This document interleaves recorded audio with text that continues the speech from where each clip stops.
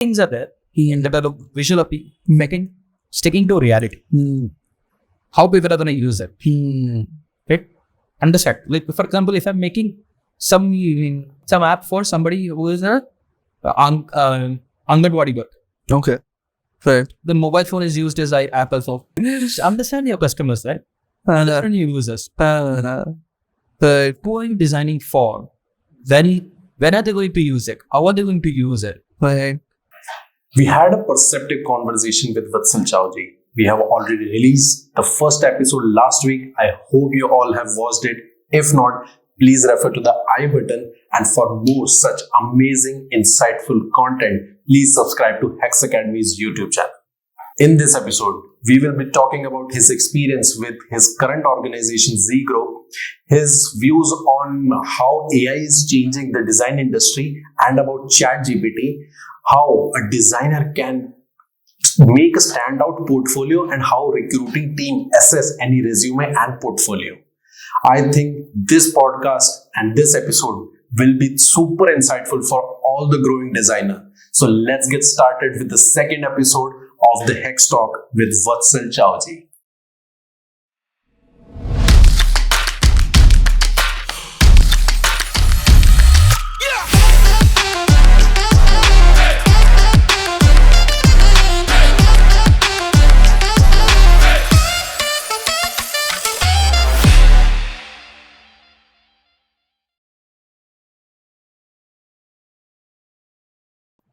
Got it. Interesting. And then you back into media with Z. Then I think after Solve, then I solved the problem at Solve. Senior leadership change. What I was trying to solve was for if I took views from QS, reading a whole ecosystem is okay. Right. This was for SMEs, where we wanted to create the full of ecosystem for SMEs, right? And the management changed and they wanted to make the beam system. And we were dependent more on people, and I dependent more on technology.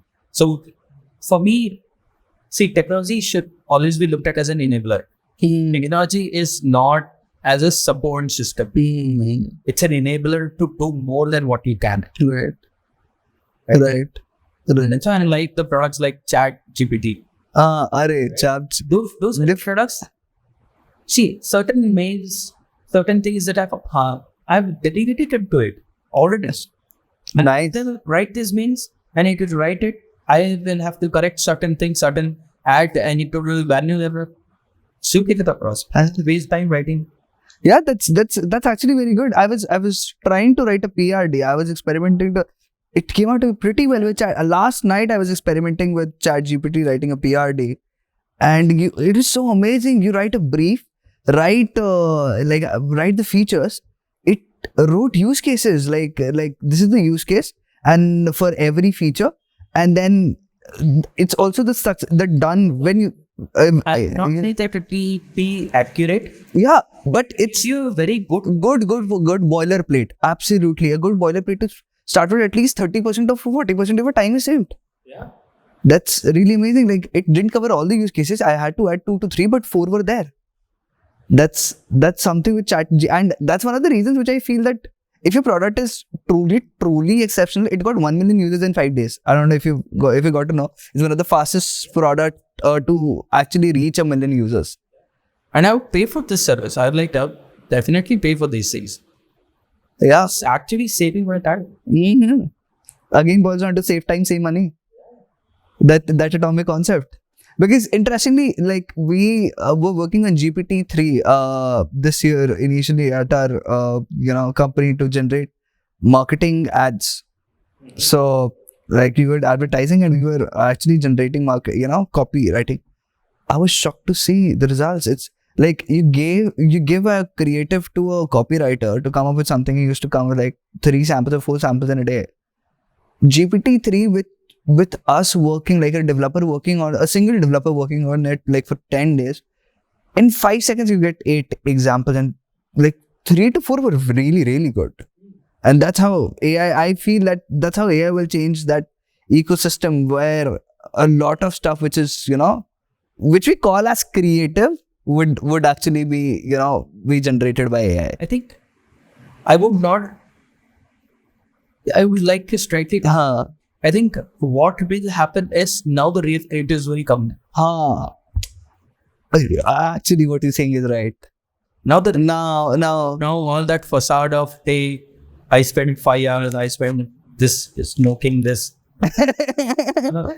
Next. Here's the people who can think strategically, who can think really, really cool with the hobbies.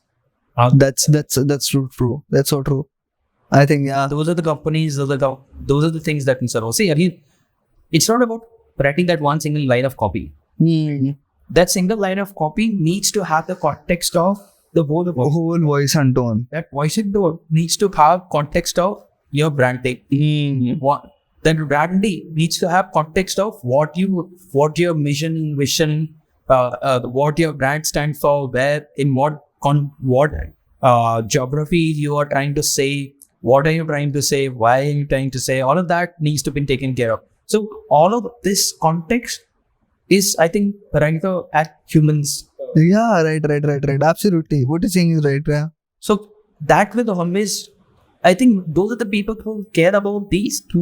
I think they will flourish. Shine. You will see those things, those people, succeed or coming out of it.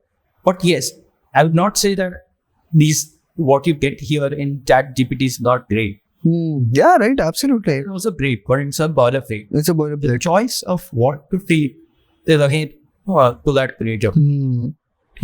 Right. And even in experience design, a lot of people think about, and I think you will have thousands of content across all formats, right? In all talking about usability, right? Very few you will find about talking about persuasion, right? There are a lot of people talking about, can my user do something? Yes. At the end, eventually your user will figure out how to do that. A hoverboard. Eventually, your user will figure out how to drive a skateboard. Eventually, your user will figure out how to drive a unicycle. Like, these are complex products.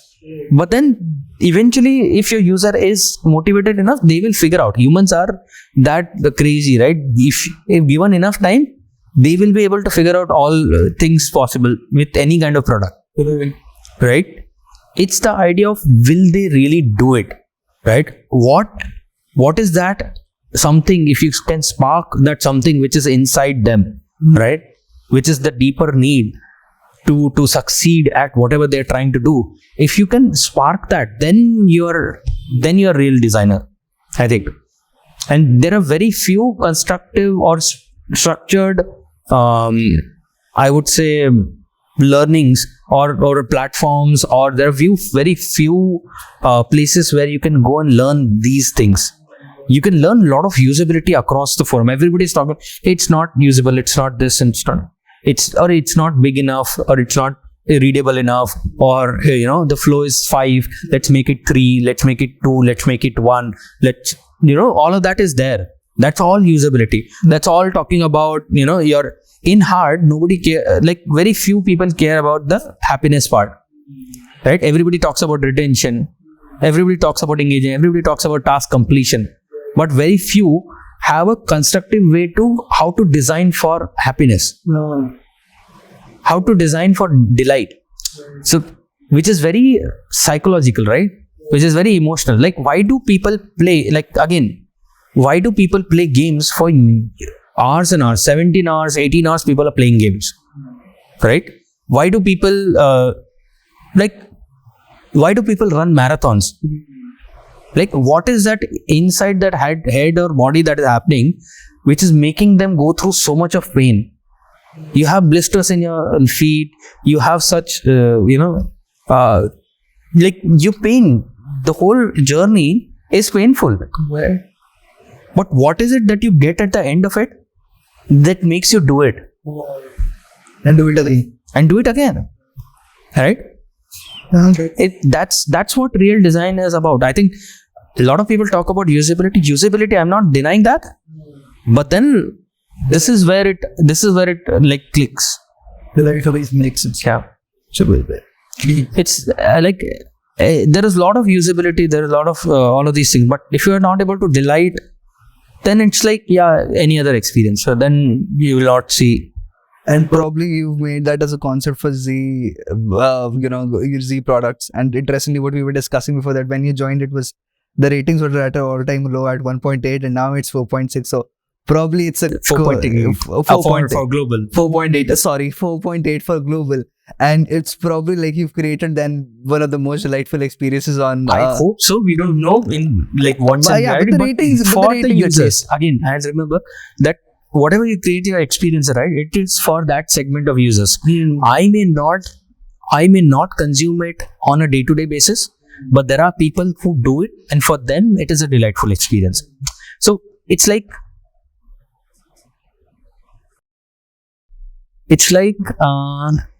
butterscotch flavor, right? There are a lot of people who love butterscotch flavor.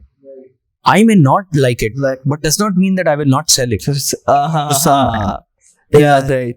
Just sell it because that's what people like, right? And I'll make sure that is always there in the counter, that it's always there full, right? So that people consuming it. But I would not, because I don't like it. I may probably like vanilla. Absolutely, that's amazing. And what's your work around Z now? Like in the past year or so, what do you do at Z? So in the last year, I think I've built a team. My major focus was to build a constructive team, find sponsorship for the roles that I've hired for. So at many organizations, you would not find certain roles like user research, right? You will have people who would do user research, but then who are they? They are designers themselves, right? Because they can't afford to have so many people around, right? So my core job is to first build sponsorship for the rules, right? So when I say build sponsorship, what does it mean, right? Why should we hire these people? What are the value that these people would bring? What outcome or what should we expect from them? How are they going to contribute to the value, to the larger ecosystem of what we are creating, right? Hire the right set of product designers. Give them the right framework to work, give them the process to work with. See, if you want to run individually, you can run all berserk. You can, today you want to design, to tomorrow you want to research. You can do all kinds of, that linear process is only to make higher ups understand that there is a design process. In reality, it's all about finding problems and digging up. While designing, you realize, maybe I'm not solving the right problem. Maybe I have to go back and understand the problem itself, right? So you go back and say, okay, let me understand the problem. Let me speak to 5 people. When we spoke to 5 people, this is what the problem is. Then you go back and say, now I want to design again. So that is what you can do when you're single-handedly operating. All of that randomness you could do. But when you're working and creating for a team, there has to be a process to it, right? There has to be, so that if I speak something and they are explaining something, we both understand each other. Like if I'm doing something alone, I don't need to talk to anybody. But if we are talking, we need a language to talk, right? So there is a language. The process is nothing but a language to work, right? So process becomes a language to work together, saying, okay, after this person's responsibility, they need to do this. After this person's responsibility. Then finding right matrices. Like, okay, you're doing work, great work. How are you going to measure success? Whatever you're working on, first, obviously you have to speak around, ask around people, then figure out what are the matrices. A lot of the designers forget that eventually you're working for a company. If you're not liking the design, right, or if it doesn't matter, as long as you are figuring out a way to solve for the company, which is again making money for the company or saving money for the company or saving time for the company or increasing the consumption on your product, right? Why should company invest in you that? They get sidetracked into their own design world, saying I'll design beautiful blah blah blah. right? But then at the end of the day, company is paying you for the value that you're creating. If you're not able to create that value, then it's done. Then there is no point. Na? Then why should somebody sponsor you again? Why should next year somebody should give? All right. So how do you get that? So you make them work with data scientists and make them understand what are the matrices that we are working for. If you're working in acquisition, so divide everything into small charters. If you're working in acquisition, your primary job is to bring users, correct? From organic methods, right? Just because somebody increases the spend, user come in, that does not account to a long-term relationship, right? So a very bad analogy, but like if you pay somebody to meet, you will not have a long-term relationship. But if you meet them by chance, if you meet them, they have an interest in you, you have an interest in them, then it can transpire into a much longer relationship. Right? So that is what, so their job is to make sure that the organic traffic is more. Right? So if you're looking at that, then you must first always understand how many people are actually coming on the platform on a regular basis, on a 2-day basis, on a 3-day basis, on a week. Drilling down onto very core metrics, even like what you said, the atomic metric, and just then understanding on how it's actually building into the whole ecosystem and then actually designing for it. Correct. Right. But more interesting to me is how Z5 has actually took forward into the last year, like in terms of an OTT platform, and OTT as an industry has boomed in India because of data adoption whatsoever. How do you design for tier 2 and tier 3, like sitting in Bangalore? Like So we do. So again, we are all designers from all over India, right? We have designers from Assam, we have designers from Delhi, we have designers like that localization concept, right? Localization concept. So interestingly, very first, I'll share first anecdote that we did, right? So we looked at the whole design which was happening on TV and mobile and stuff, right? TV was a very interesting space. I had never designed like specifically to TV, but I understand the concept of, like, for example, a lot of people design saying, hey, look, let's create a 12 font size as the minimum font size for, any product. It's like, but that you're doing it for mobile.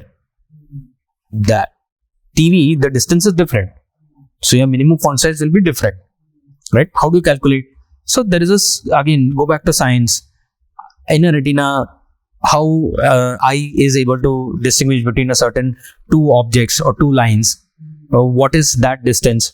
So if the distance from your eye to the product is so and so, right? So then font size. So because that, and you use that formula to say, okay, this is the distance, this is your retina, you can distinguish between this, the distance it can recognize, and hence this is the minimum font size.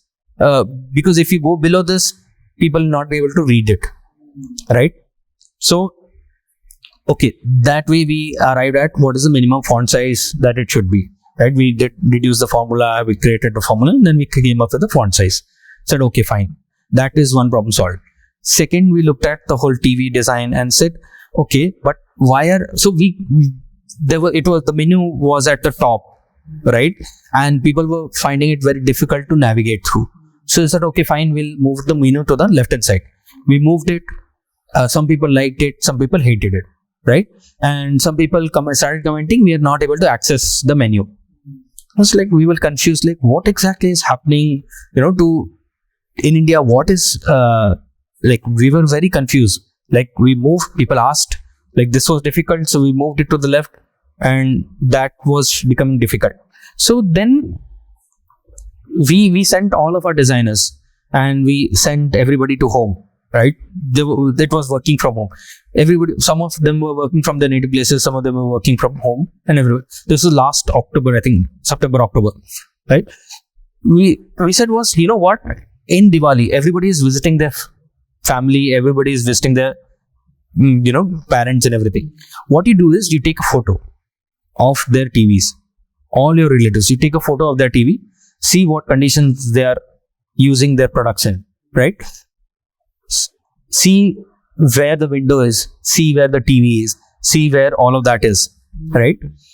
We got about some 300, 400 photos, right? So, and what we observed patterns were two.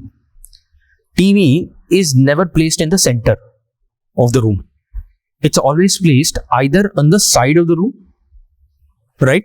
Or most of the time, it is always kitchen. It is visible through kitchen. So, yeah.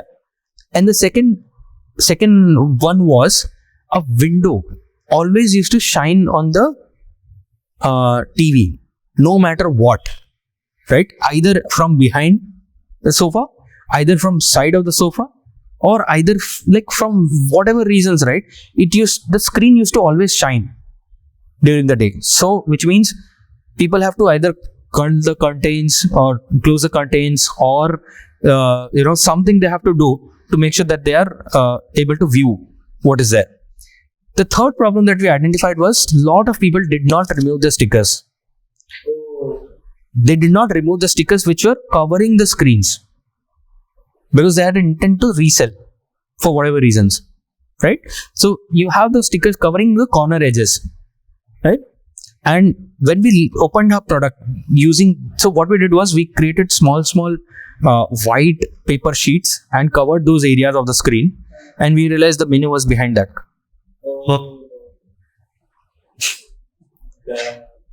So, and it's to date, right? It is hair-raising moment that what happens is there are a lot of things which get told. The stories that are told outside of your product, right? It's outside of the TV, and that's where we introduced a little extra margin from the rest of the menu, right? This is so good for tier 2 and tier 3. Right, but tier 1 people will say, hey, why is this extra spacing in the menu? Because we removed the stickers. To validate this, we also went to the stores, right, in the shops, and we spoke to people, and we saw the TVs that were there. And when you look at largest TVs, especially which are getting sold in the tier 1 cities, right, they don't have that much stickers on the screen. And also there's the concept of bezel-less TV. Yeah. Right.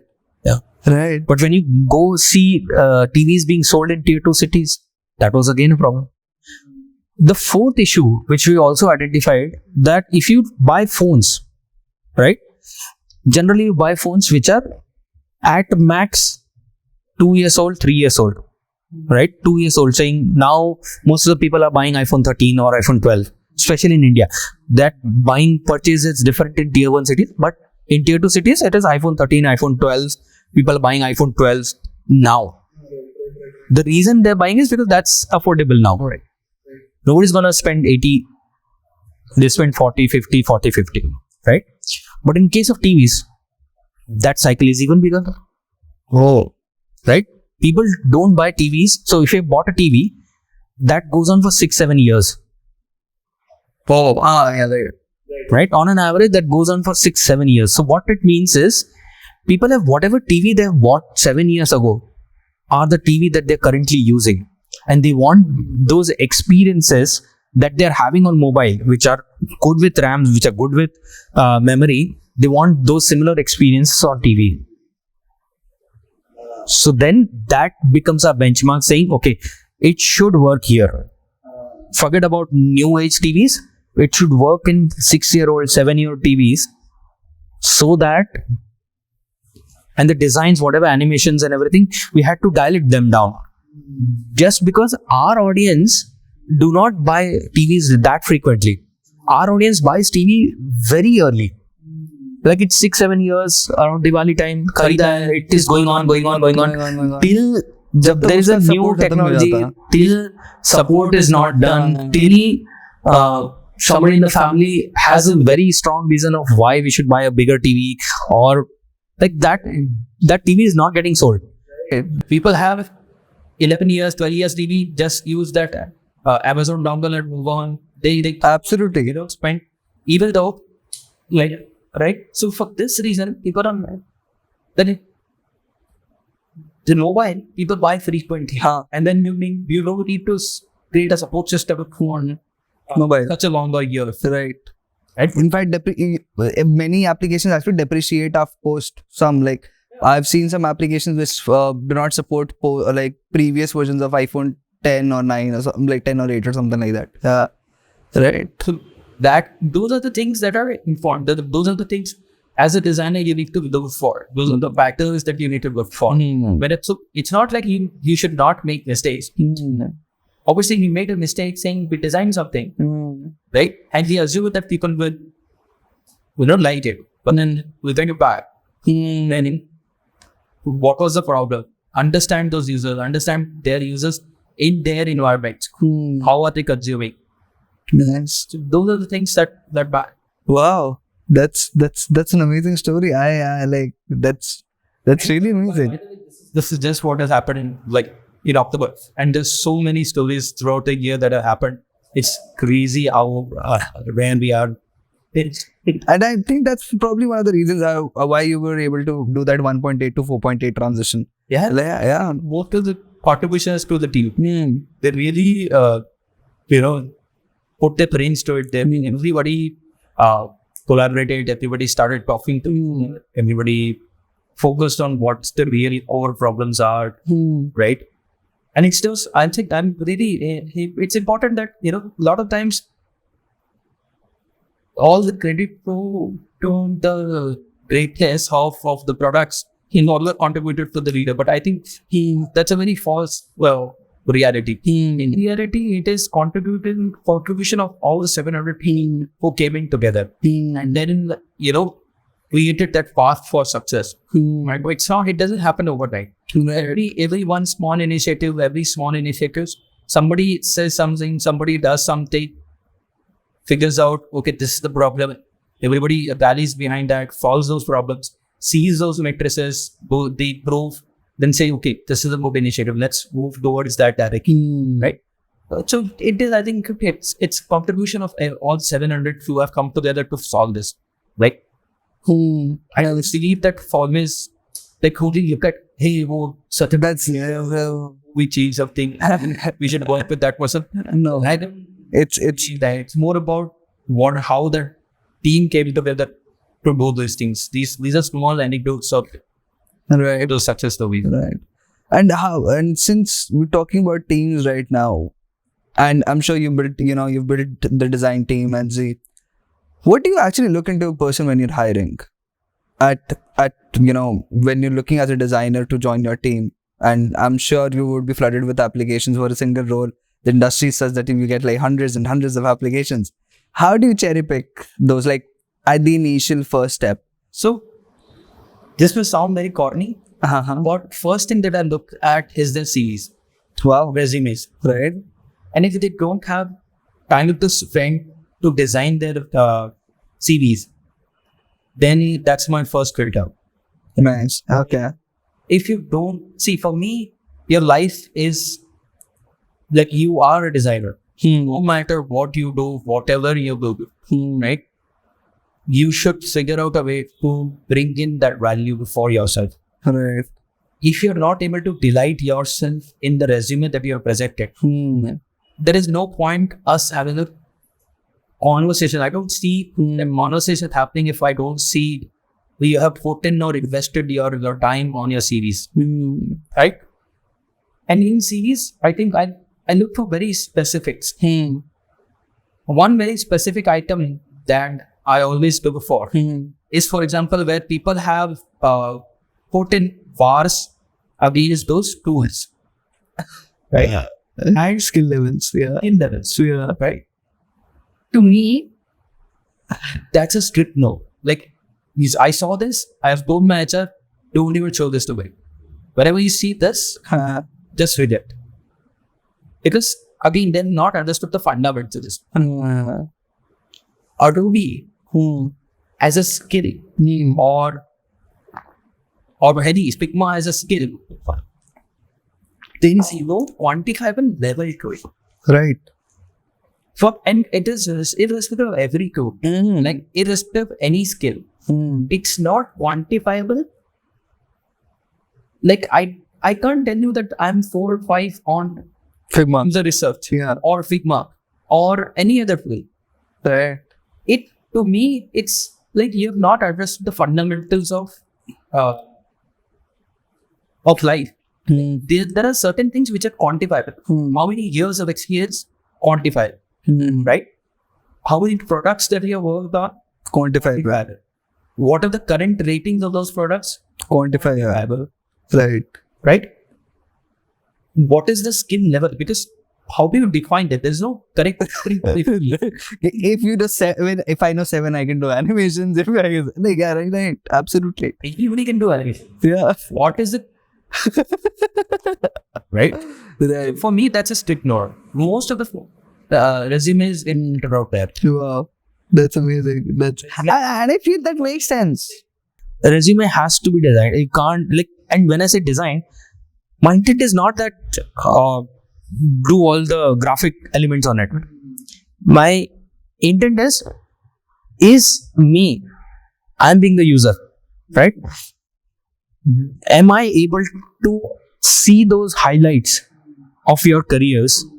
Am I able to see those highlights of your skills? Am I able to see that first? And then if I want to deep dive, is that visual hierarchy there of me understanding your part? If you've written a passage, I'm sorry. If you have grammatical mistakes in your passage, or if you have written a passage, fine, but it has to have for me to have value to read through it, right? If I'm unable to read through it, if I had grammatical errors, if I had spelling mistakes, I'm sorry, because it doesn't work for me. I don't want to be micromanaging these things. If you're doing it for your CV, why would you not do it for a product? I believe that if you make those mistakes there, those basic mistakes there, you will continue to do that on your product, where you don't have a self-interest. Where people don't have self-interest in their products, right? They don't take care of the products as the babies, right? But I'm saying it's all about those little things, right? If you're doing a CV, make sure you have a very clear, objective aligned. Don't give me jargons. Clear, these are the steps of what has happened in my life, where I have worked, how I have contributed. This is what I've contributed. This is what value it added to the company, right? These are the things that I look for in this field. I think majority of that happens there. My interview structure then filters out the rest. The interview structure is very simple. The interview structure is, I would first ask you why you got into design, or why you got into writing, or why you got into research. What made you think at the first time, saying, I think I'm good at this and people are going to pay me for this. What was the first time? Right? Why do you think that's right for you? Right? And that's where your journey starts. The second question is, where are you, what are you doing today, and how do you make sure that you get up every day to make sure what you're doing today? What is that motivational factor for you to what you're doing today? And where do you want to see yourself in future? Not about 5 years, 10 years down the line. Doesn't matter. Even if it is in 1 year. Where are you headed towards? What is your direction of heading? Where do you want to head? Do you want to become a designer for your life? Do you want to become a mentor for your life? Do you want to become a teacher? What exactly are you what's your aiming at, right? These three things give me a perspective of what's their journey has been, where are they looking, what are they currently doing, right? And then we come back to discuss about design, about what are the best projects. One thing that I always ask is, show me your best project, and then ask them, if you would have to redesign this today, what are the changes that you will make? So problem with that is, most of the people are not able to criticize themselves. So as a designer, it is hard, but to always look back and see where are the mistakes that you could have improved. What are the things that you could have improved in the best design that you have made? That's very hard. So today I look back at my old designs at Aditya Birla. They still lie. Not that I'm not happy that they are still live, but when I see them, I'm like, oh, there are so many things that that we can change, that I had designed, but now I'm like, it's cringe for me, right? But I had designed it. I'm not saying it worked for that time. Now we not. So that growth will only come when you are able to critically view your work. You can't just assume that somebody else is going to come and tell me what bad things I'm doing, right? Why it is 4.8? Why it is not 5? Right? And even if it is 4.8 or 4.6, right? What is making it 4.6? What is not making it 4.6? What is still there in the product which is not making people happy? Am I able to make everybody delighted? Am I only able to make certain segment of people who are shouting the loudest delighted? What exactly are we looking at then? That's so impressive. Right? In your work also, same thing. Show me your best work. Show me why. How can you critically look at it and say, I could have improved there. Right? So that is something very important. For me, it's not about great work is great. It can happen. It's a combination of so many thoughts, so many stakeholders, so many people coming together and then creating a work. Right? It's not always you. Right? But then how can you critically look at that and see how you can improve? You could have improved that. How you could have created more value out of that same thing. Right? We look at the products. By the time I think we are almost sure of who do that. If that person is and what they value, right? And for leadership roles, I do generally check with my team to say, just have a conversation with them. If you think that person, how are they going to add value to you? So recently we've done the interview for a very senior leadership role, right? And the first interview, again, I also do this, and a lot of leaders don't feel this is a very comfortable zone, is that for that leader, I did not take the interview. I let my team, whose boss I'm hiring, let them take the interview, the first round. I got somebody who is very senior in the industry. I let them take the interview. Okay. And I basically surrogated my decision based on their feedbacks. Okay. So a lot of leaders do not feel like they want control. They want to make sure that they are there in those interviews, taking those decisions. But I think it's very important that it is important for me that the right set of people take the right interviews. They should be qualified enough. Beyond qualified, they should have the knack of judging people, in the right mind. So I've done that as well, where I've taken a seat back and saying, you decide if he's the right person. That's an interesting way. That's an interesting way for sure. Yeah.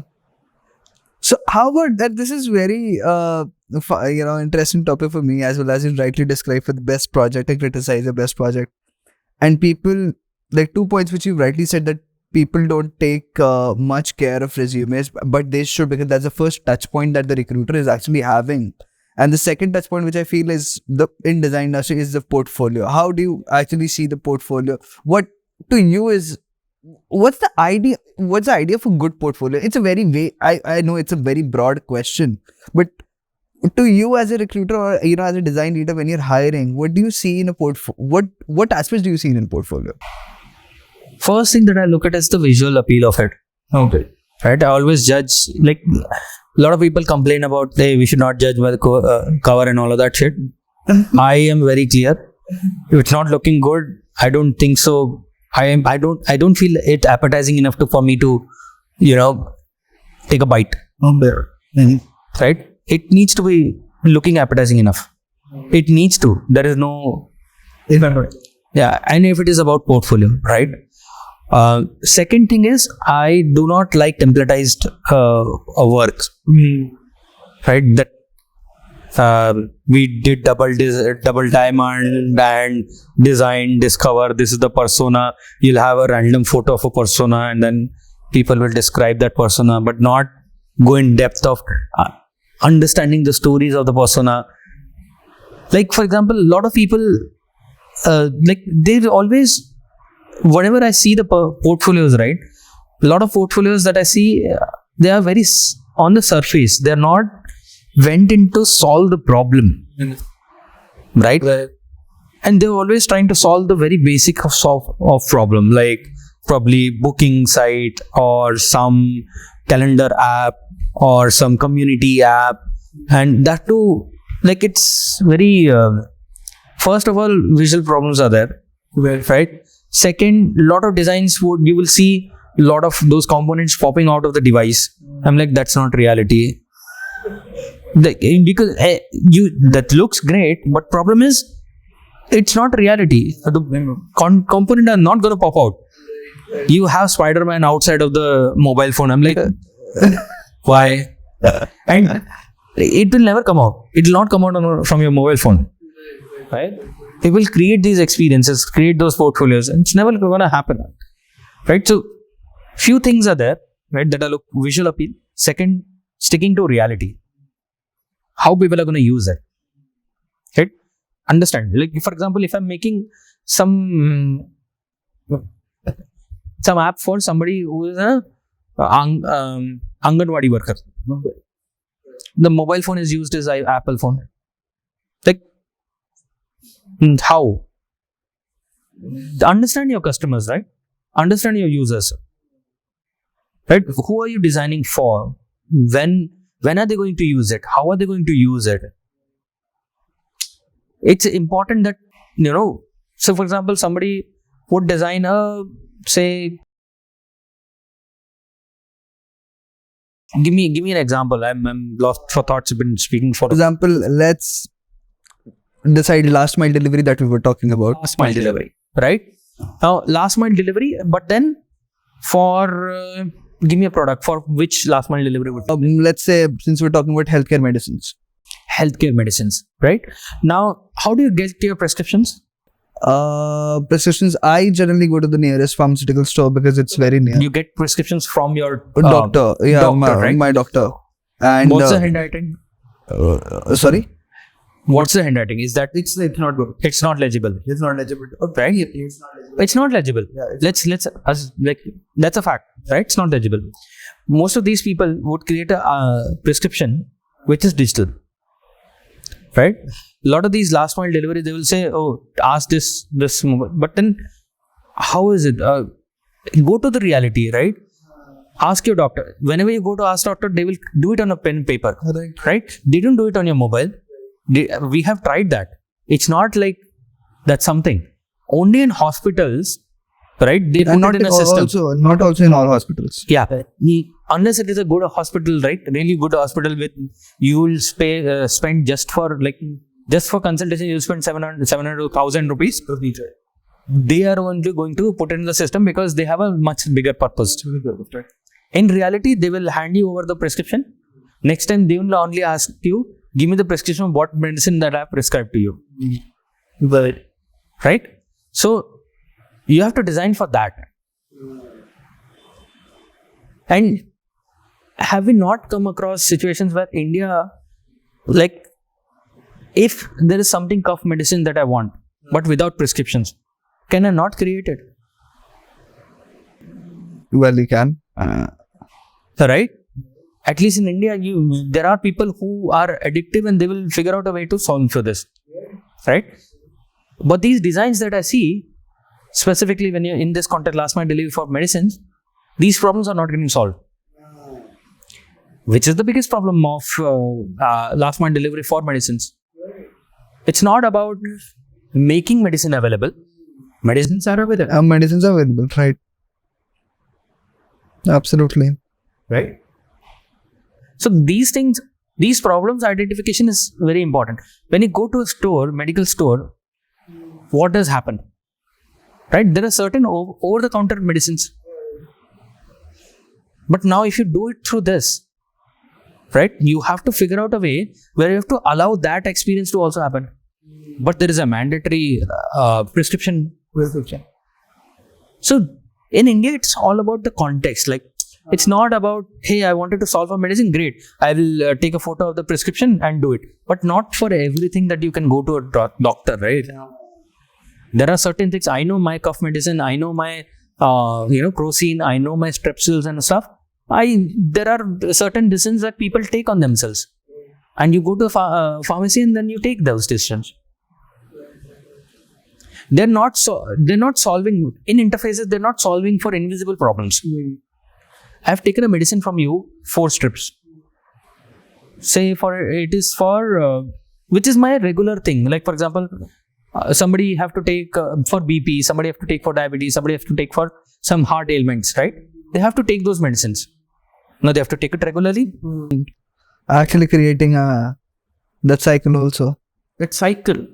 That giving them prompt and say, hey, these designs I don't see in a lot of these. Actually getting to the exam. Right.